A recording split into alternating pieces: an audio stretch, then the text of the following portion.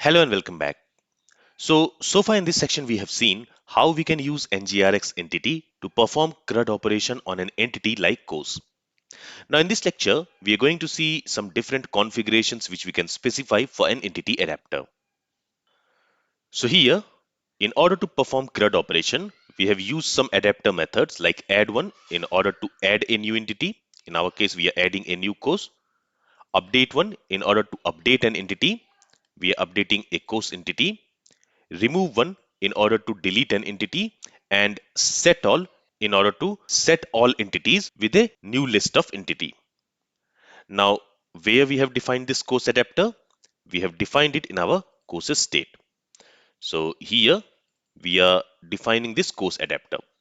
Now, when we are creating this course adapter, for this course adapter, we can also go ahead and specify some configuration settings. For that, here we need to pass an object, and inside that object, we have two settings which we can set. The first setting is selectId. So by default, when we don't specify this selectId setting, what it does is it looks for an ID property, basically an ID property like this in the entity. So we have our course entity. If I open course model here, there we have this ID property. So by default, for an adapter, it uses the ID property of the entity as the unique identifier for each entity object. Okay, but let's say in our model, we don't have ID property. Instead, we have course ID like this, or maybe we have underscore ID like this. So instead of ID property, we have another field to uniquely identify an entity like underscore ID or course ID or something like that. In that case, the adapter will not be able to find the unique identifier for each entity object by its own. At that time, we will have to use this select ID in order to specify what is the unique identifier for each entity using which the adapter has to uniquely identify the entity object. So here we need to pass a function to this select ID, and this function is going to take the entity object. So in our case, it is course, which is of type course, and then from here we are going to return the unique identifier for our entity. So here I can say course dot underscore ID like this. Okay, so in this way, now the adapter knows that for this course entity, the unique identifier is this underscore ID property.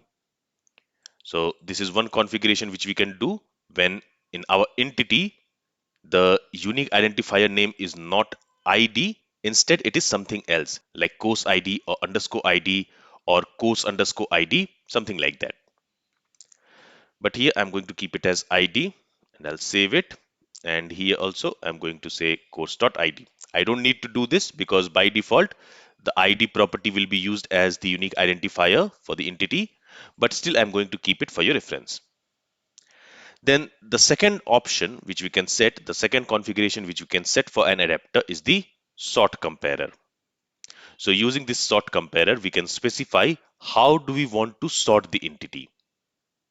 Okay, now if I go to NgRx documentation and if we go to entity adapter and if I scroll down there, so here you can see that we can do these two settings, these two configurations for an adapter. And here you will also see a function sort by name. So I'm going to copy this function in order to sort the entity. Let's go back and let's create that function here. And here let's say sort by title, because in our course entity, we have a title property, right? So I'm calling it as sort by title.